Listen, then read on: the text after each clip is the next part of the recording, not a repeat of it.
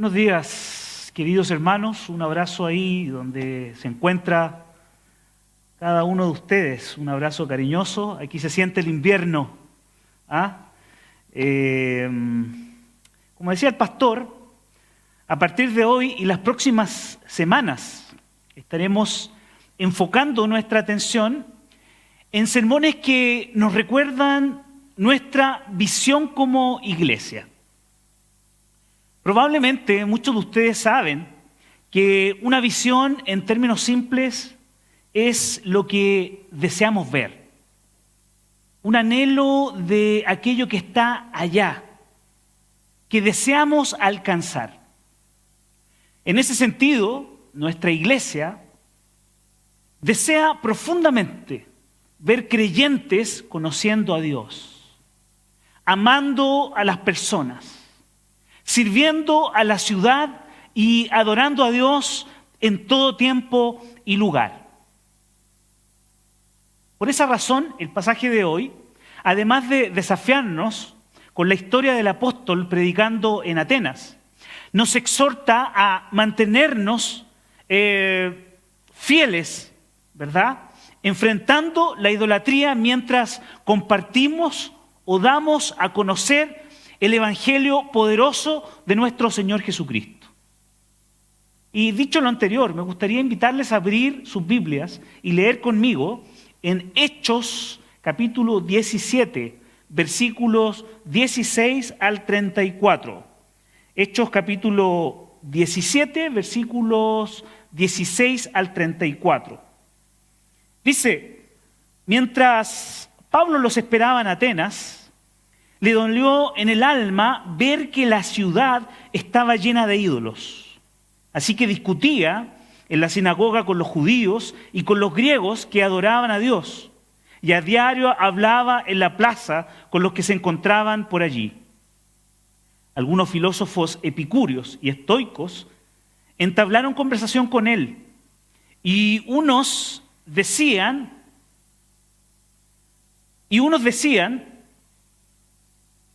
¿qué querrá decir este charlatán?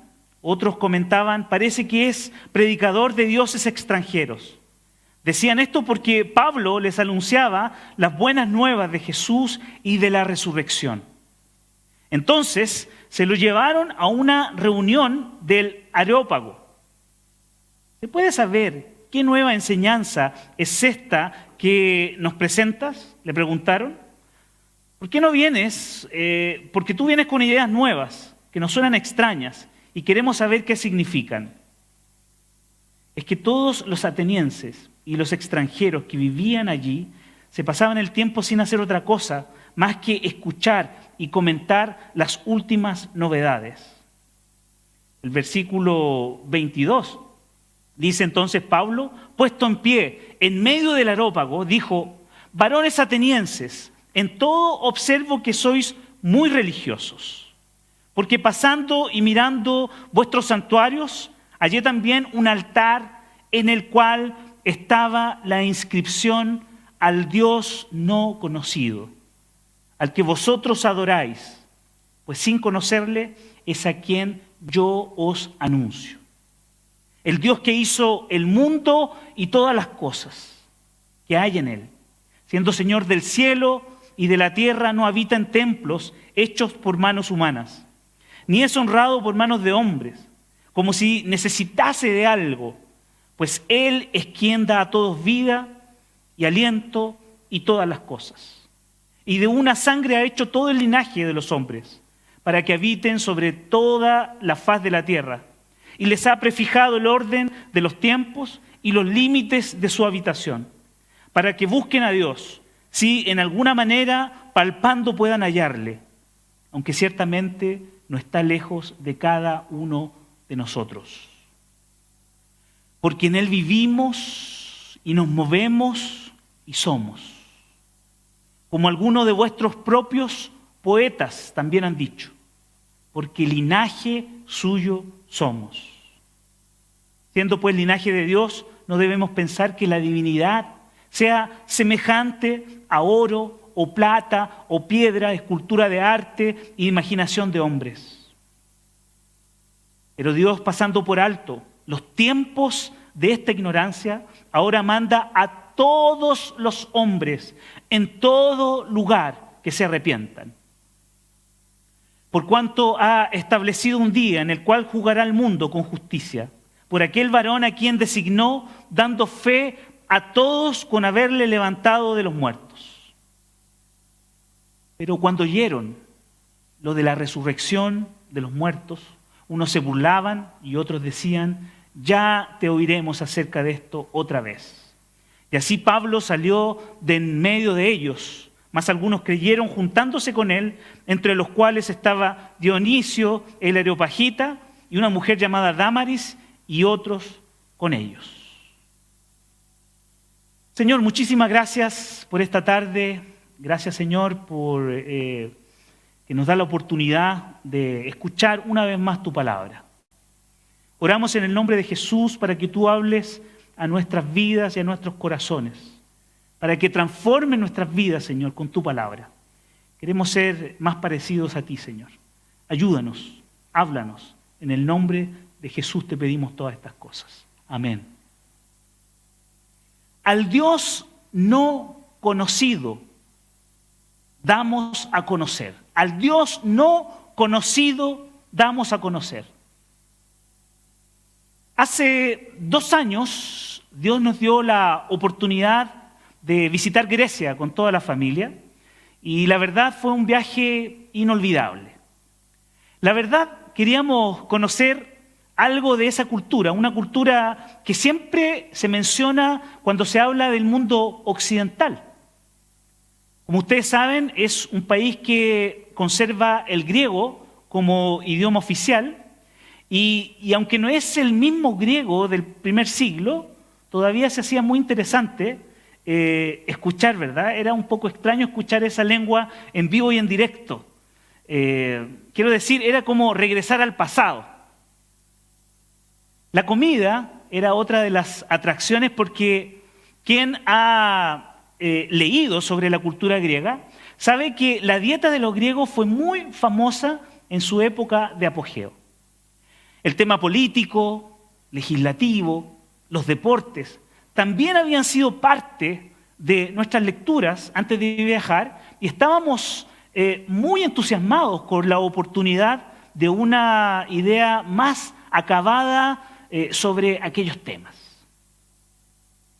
Sin mencionar todavía asuntos más relevantes relacionados con la arquitectura, la filosofía y la inmensa cantidad de piezas que conservan en los museos y que mantienen viva la historia de los griegos. Pero para el apóstol Pablo, el sentimiento fue absolutamente contrario a lo que nosotros experimentamos. Pues para nosotros, o porque nosotros estábamos de vacaciones, en realidad estábamos llenos de expectativas acerca de lo que íbamos a conocer. Y el apóstol estaba en una época de sufrimiento, viajando y participando de los primeros procesos de plantación de iglesias en Grecia, cuya idea era dar a conocer al Dios no conocido, en tierras que podríamos considerar áridas para la fe cristiana.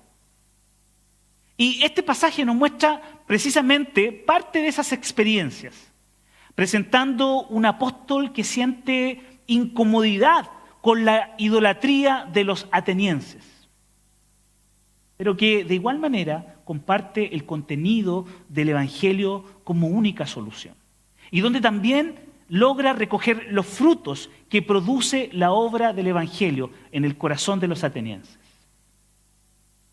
En ese orden de cosas, la idea de dar a conocer a Dios no conocido en este pasaje nos revela que es lo que deberíamos estar sintiendo cuando vemos la idolatría por todas partes. Nos recuerda que la única respuesta para enfrentar la idolatría es el Evangelio. Y nos da la esperanza que los resultados no dependen de nosotros, sino de Dios. Entonces, lo primero que podemos observar aquí es que el apóstol siente cierta incomodidad por la idolatría. entre los versículos 16 y 18. Dice el versículo 16, mientras Pablo los esperaba en Atenas, ¿a quién esperaba en Atenas? A Timoteo y Silas, que se habían quedado atrás. Su espíritu se enardecía viendo la ciudad entregada a la idolatría. Es notable observar que si bien Atenas en esa época no se encuentra en su mejor momento, sigue siendo el centro universitario global con todo su rico ambiente y tradiciones. Pablo se encuentra en la ciudad de Pericles y Demóstenes, Sócrates, Platón y Aristóteles, de Sófocles y Eurípides. Sócrates había enseñado en su ágora y aquí se encontraba la Academia de Platón, el Liceo de Aristóteles, el Porche de Zenón y el Huerto de Epicuro. Aquí los hombres seguían hablando de filosofía, poesía, política, religión, de todo y de cualquier cosa, como dicen los historiadores. Atenas todavía era el centro artístico del mundo. El Partenón, el más hermoso de los templos, coronaba la Acrópolis. Pero nada de esto cautivaba el corazón de Pablo. Un hombre ilustrado, culto. En cambio, dice que su espíritu se enardecía, se incomodaba, se irritaba viendo la ciudad entregada a la idolatría. Desde otra perspectiva, tampoco le impactaban las hermosas obras de arquitectura griega, ni las estatuas y bustos que adornaban la ciudad.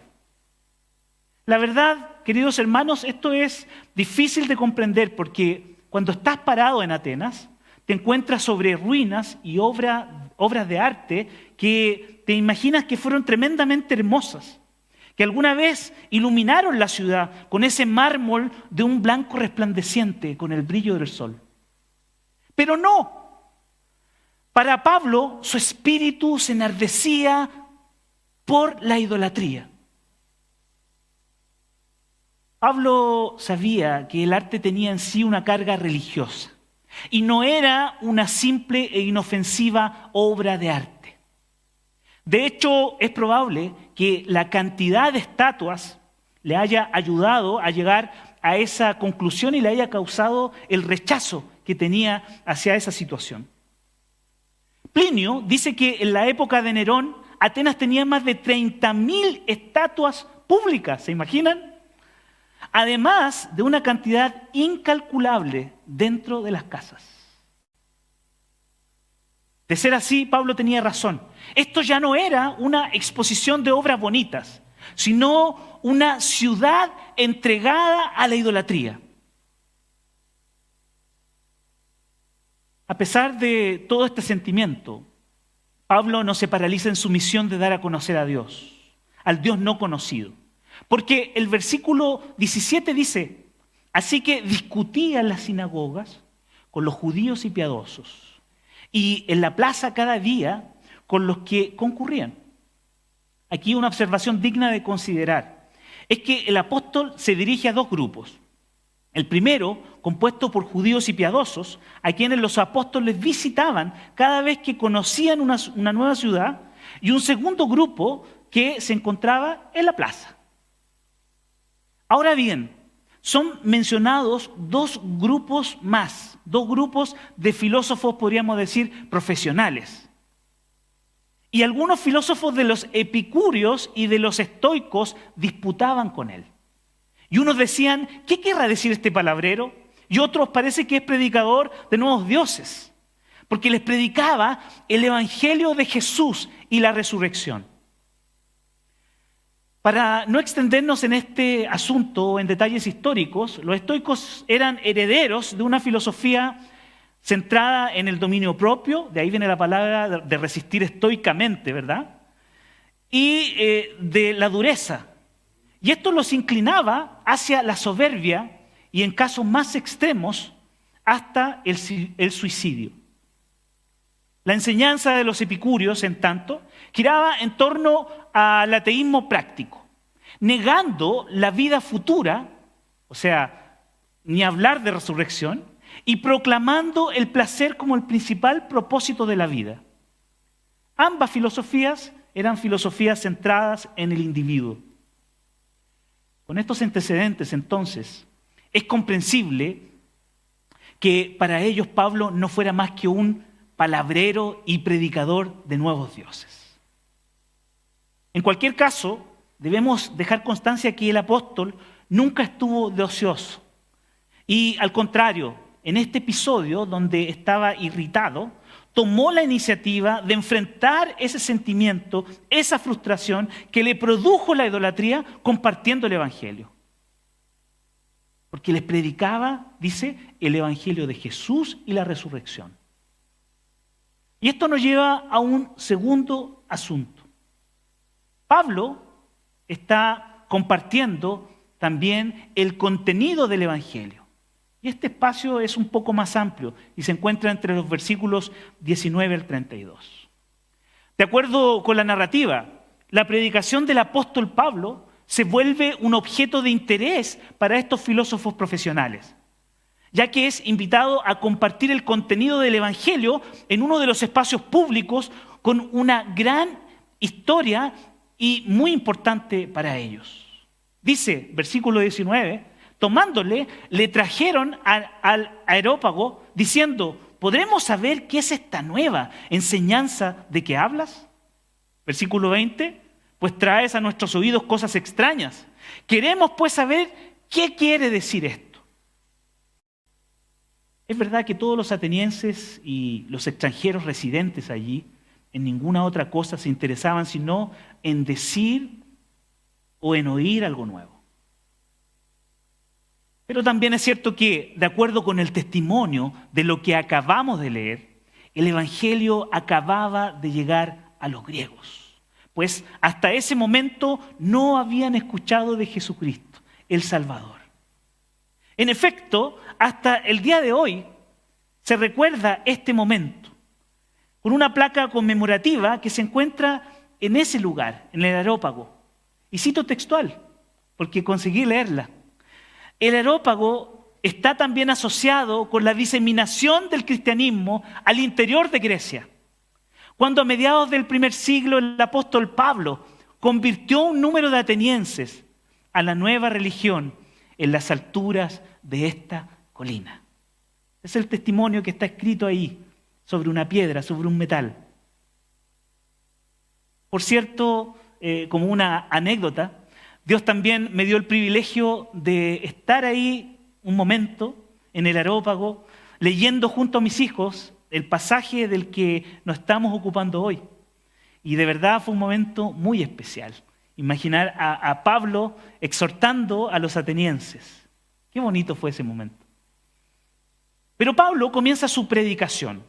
Algunos han dicho que esta exposición es una de las mejores presentaciones del Evangelio que hizo Pablo, principalmente por el cuidado que tuvo con el uso del lenguaje, la comunicación de la esencia del mensaje cristiano y la consideración amorosa que tuvo con su audiencia, a la cual se dirigió.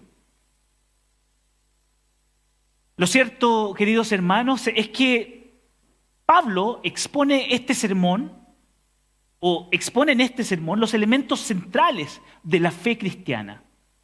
Y sin perder el tiempo declarando, varones atenienses, en todo observo que sois muy religiosos.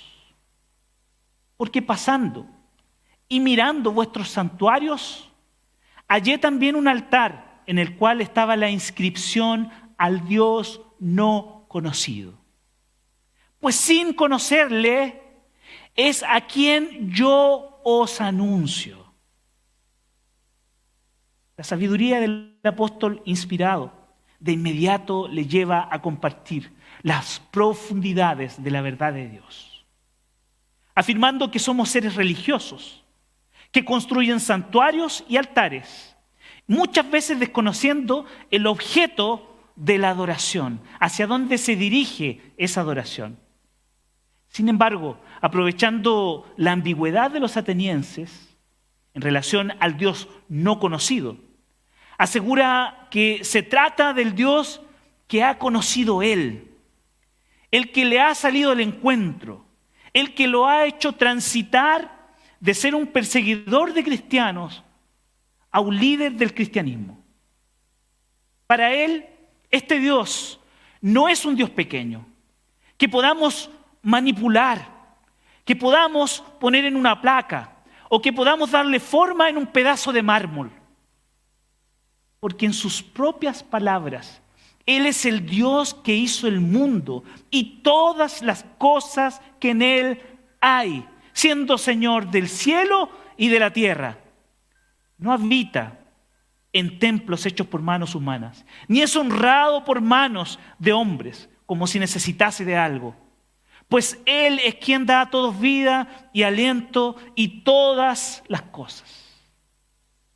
O sea, Pablo está refiriéndose o hablando de un Dios vivo, de un Dios real, poderoso, absoluto y soberano.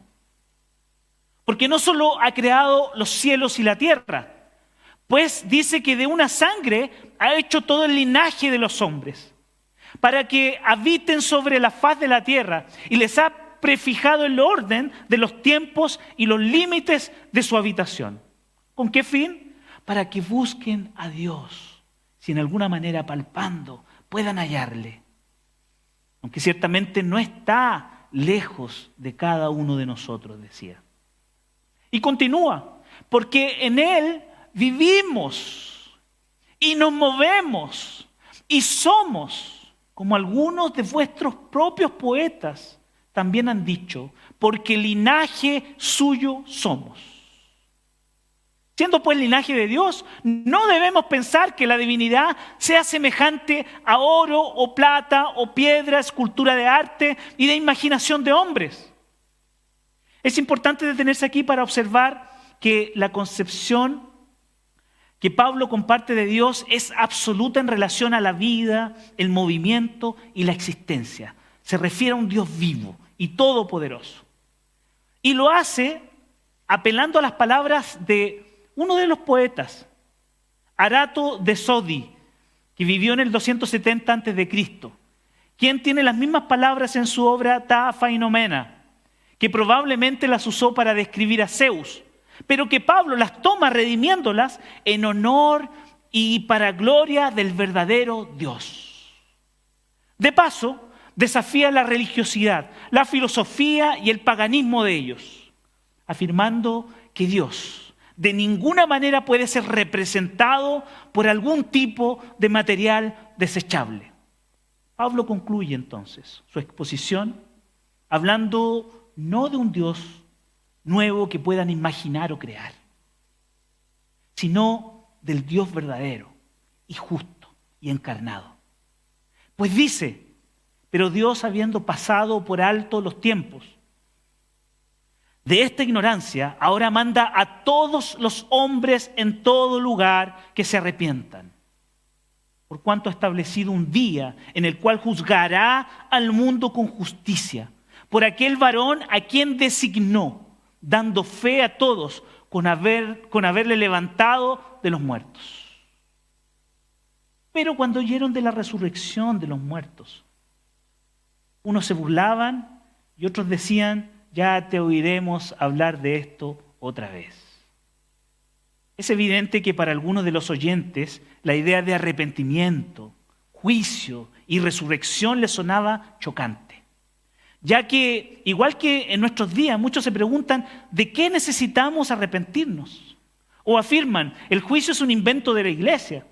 Mismo que las voces que se atreven a desmentir la resurrección corporal de nuestro Señor Jesucristo, diciendo que solo ha resucitado en nuestras cabezas, en nuestra imaginación.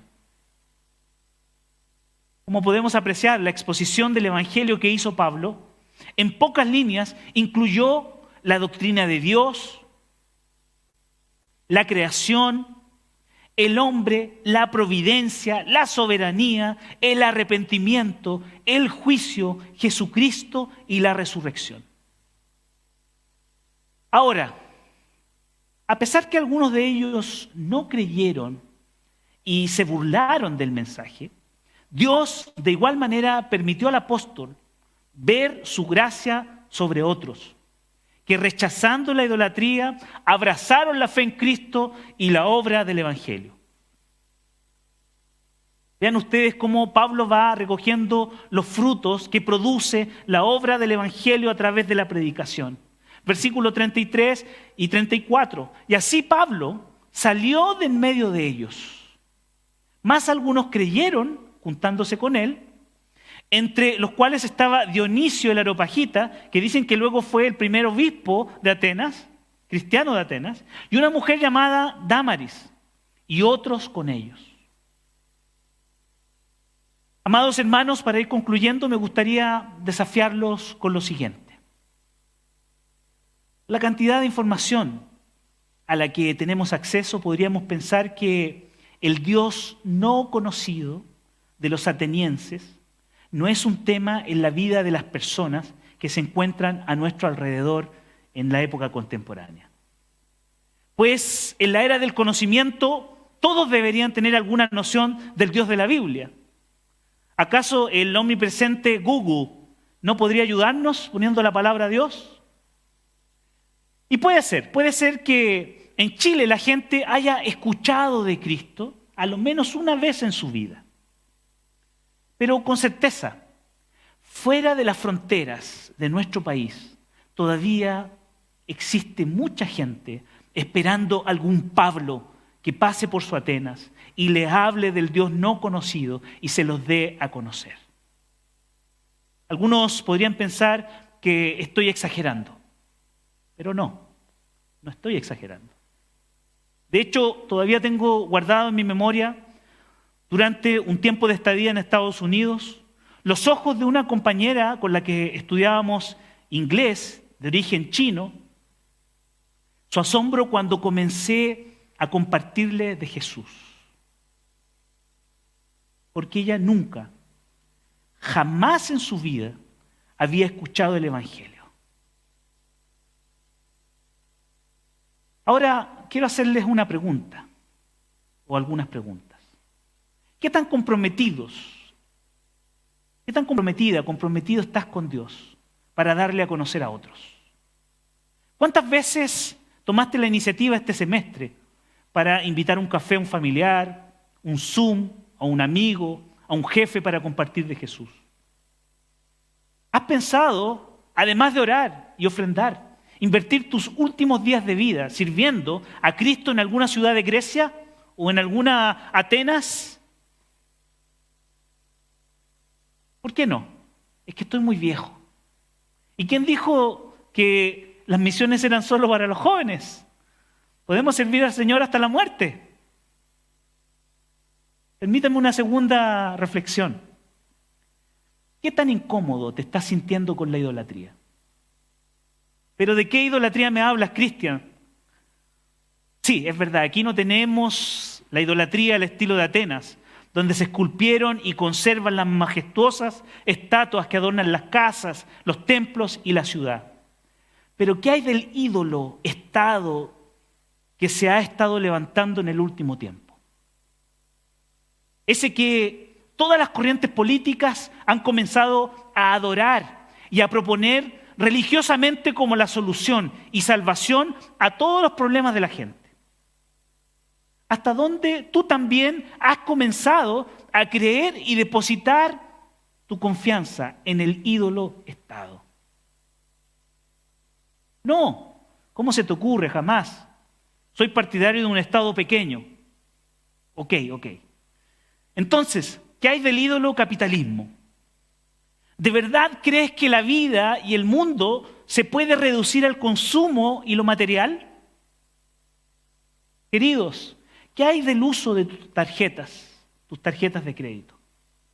¿Puedes vivir sin hacer compras? ¿O es difícil que pases una semana sin usarlas? ¿Te has preguntado si lo que estás comprando realmente lo necesitas? ¿O la necesidad de gastar ya es una acción involuntaria, impulsiva? Tal vez sería bueno revisar el armario y observar los abrigos, los zapatos y la ropa, ¿verdad?, que tenemos por ahí empolvada. Ni hablar de los ídolos internos, pues como decía Calvino, el corazón es una fábrica de ídolos. ¿Con cuál ídolo estás luchando tú? Cuidado con los ídolos, porque estos siempre nos alejan de Dios. En tercer lugar, y relacionado con el segundo asunto del sermón, que versaba sobre compartir el contenido del Evangelio. ¿Cómo estás en esta área? ¿Te sientes preparado para compartir el Evangelio con propiedad? ¿Qué tal si tus compañeros de trabajo o estudio te invitaran al Areópago para escuchar de qué se trata tu fe? ¿Estás en condiciones de describir el Dios en el cual crees?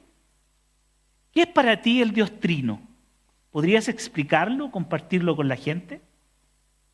¿Cuánto tiempo estás invirtiendo en conocer a Dios, su carácter y sus obras? Queridos, tal vez es hora de ser más diligentes con el cuidado de nuestra relación con Dios y crecimiento, desarrollo. Quizás es hora de integrarte a un grupo de crecimiento o reintegrarte a la escuela bíblica dominical o comenzar estudios formales en nuestros seminarios, ¿por qué no? Es imperativo, escúcheme bien, es imperativo que consideremos estos asuntos seriamente. ¿Saben por qué? Porque una nueva generación de políticos no será capaz de acabar con los ídolos del corazón y la cultura. Porque un nuevo gobierno no resolverá los problemas del alma de la gente. Porque una nueva constitución no incluirá las materias que realmente traen alivio al corazón, alimento al alma y principios eternos. Amados, es nuestra tarea, responsabilidad dar a conocer al Dios no conocido. Dios nos haga sentir irritados por la idolatría, nos prepare para enfrentarla y nos permita ver su obra a través de la predicación de su palabra. El Señor bendiga su palabra. Un excelente día.